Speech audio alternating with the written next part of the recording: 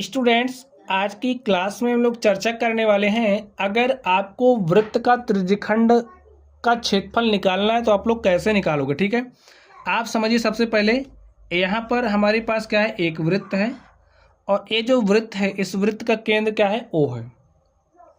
हमने कोई त्रिज्या खींची, समझिए हमारे पास क्या हो गई, ए ओ ए क्या है, वृत्त की एक त्रिज्या है, ओ भी क्या है, वृत्त की एक त्रिज्या है।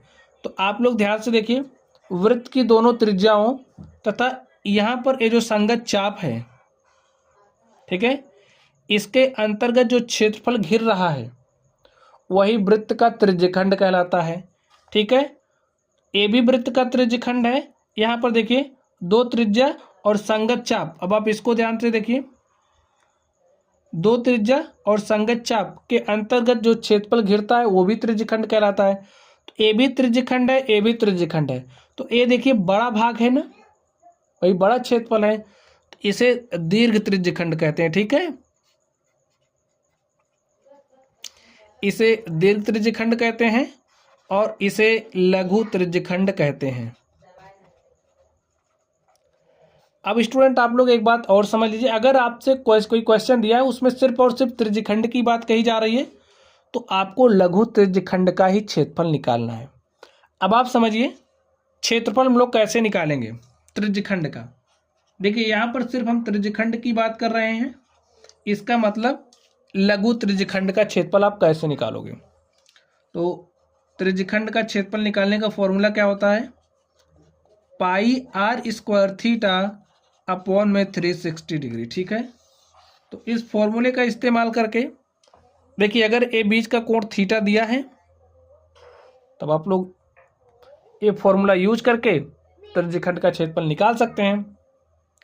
अब अगर हमें दीर्घ त्रिज्यखंड का क्षेत्रफल निकालना तो कैसे निकालेंगे। देखिए स्टूडेंट, अगर ये थीटा है तो यहाँ का ये जो एंगल होगा, ठीक है, अगर ए एंगल थीटा है तो ए हमारा एंगल कितना होगा, 360 डिग्री माइनस थीटा। ठीक है, तो इस थीटा के स्थान पर आप इसको रख दीजिए। चलिए निकाल देते हैं, लिखिए दीर्घ त्रिज्यखंड का क्षेत्रफल बराबर हो जाएगा पाई आर स्क्वायर। देखिए त्रिज्या तो वही रहेगी, थीटा चेंज हो रहा है, क्या हो जाएगा, अगर ये थीटा है तो इतना 360 माइनस थीटा हो जाएगा। तो लिखिए 360 डिग्री माइनस थीटा अपॉन में 360 डिग्री। तो आप ये वाला फॉर्मूला इस्तेमाल करोगे। चलिए हम आपको एक क्वेश्चन करके दिखा देते हैं, तब सारी चीज़ें आपको क्लियर हो जाएंगी। फॉर्मूला आप लोग याद रखना। चलिए आप लोग ध्यान से देखिए, हमने एक क्वेश्चन ले रहे हैं। समझिए हमारे पास एक वृत्त है और ये जो वृत्त है इस वृत्त की त्रिज्या क्या है, देखिए ओ ए और ओ बी वृत्त की क्या है, त्रिज्याएं हैं। और जो वृत्त की त्रिज्या है उसकी लंबाई कितना है, 5 सेंटीमीटर। तो ये 5 है तो ये भी 5 ही होगा।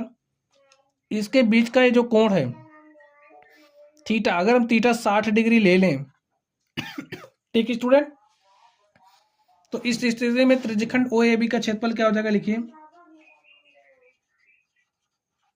त्रिज्यखंड ओ ए बी का क्षेत्रफल इज इक्वल टू हो जाएगा, फॉर्मूला अप्लाई करिए, पाई आर स्क्वायर थीटा अपॉन में 360 डिग्री।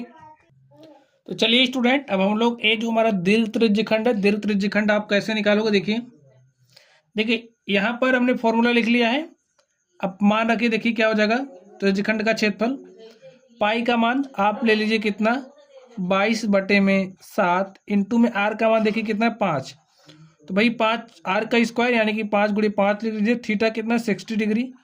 तो यहाँ पर आप थीटा लिखिए, थीटा का मान रखा यहाँ पर 360 डिग्री। सॉल्व करिए, देखिए 60 से काटेंगे 6, 0 से 0 कट गया, 6 × 6 = 36, इस तरीके से आ गया। स्टूडेंट ये जो त्रिज्या है आप लोग 7 लीजिए ताकि यहाँ पर इजीली सॉल्व हो जाए। ठीक है, यहाँ पर आप 7 लीजिए, देखिए ताकि इजीली सॉल्व हो जाए, क्योंकि हम वैसे ही एक क्वेश्चन रैंडमली उठा रहे हैं आपको समझाने के लिए। तो यहाँ पर 7 लेंगे, देखिए ये 7 इस 7 से हो जाएगा कैंसिल। ठीक है, तो हमारे पास क्या मिला, 22 × 7 हो गया ना। और बटे में क्या बचा है 6, 22 7 हो गया। सॉल्व करिए। 22 पंचे 110, 22 छक्के 132, 22 सत्ते होता है 154, 154 बटे में 6। इसको काटिए, 2 से काट दीजिए। 2 सत्ते 14, 1 15, 2 सत्ते 14 बटे में 2 3 6। तुम्हारे पास कितना गया 77 बटे 3। क्षेत्रफल है, सेंटीमीटर लिया था हमने इसको, तो ये हो जाएगा सेंटीमीटर स्क्वायर। ऐसे आप लोग निकाल सकते हैं। तो ए हमारा जो ए त्रिज्यखंड है, हमने इसका क्षेत्रफल निकाल लिया है। अब यहाँ पर दीर्घ त्रिज्यखंड का क्षेत्रफल कैसे निकालेंगे, यही आपको समझना है। देखिए, लिखिए दीर्घ त्रिज्यखंड का क्षेत्रफल। दीर्घ त्रिज्य खंड का क्षेत्रफल। स्टूडेंट देखिए क्या हो जाएगा, आप लोग फॉर्मूला देखिए क्या होता है pi R square. Pi R square theta के स्थान पर क्या लिखेंगे 360 डिग्री माइनस थीटा। थीटा का मान कितना है 60 डिग्री है। यहां पर लिखिए 360 डिग्री। पाई का मान रखना है 22 बटे में 7। आर का मान क्या है 7। आर स्क्वायर है तो 7 गुणे 7 लिखेंगे। थीटा देखिए किसके बराबर हो जाएगा, यहाँ पर 360 डिग्री माइनस थीटा, लिखिए 360 डिग्री माइनस थीटा का मान क्या है 60 डिग्री, ठीक है, अपॉन में 360 डिग्री। अब आप ध्यान से देखिए, 7 से 7 कैंसिल हो जाएगा। यहाँ पर मिलेगा 22 गुणे में 7 गुणे 360 में से 60 घटाओगे तो 300 आ गया, बटे में 360 डिग्री। देखिए काटिए इसको, 60 पंचे 300, 60 छक्के 360, 6 आ गया यहाँ पे। सॉल्व करिए। 22 पंचे 110 होता है, गुणे में 7 बटे में 6। सॉल्व कर लीजिए। काटिए 2 से, 2 3 6, 2 से इसको काटोगे, 2 पंचे 10, 1 11, 2 पंचे 10, हमारे पास क्या आ गया 55 गुणे में 7 बटे में 3। सॉल्व कर लीजिए।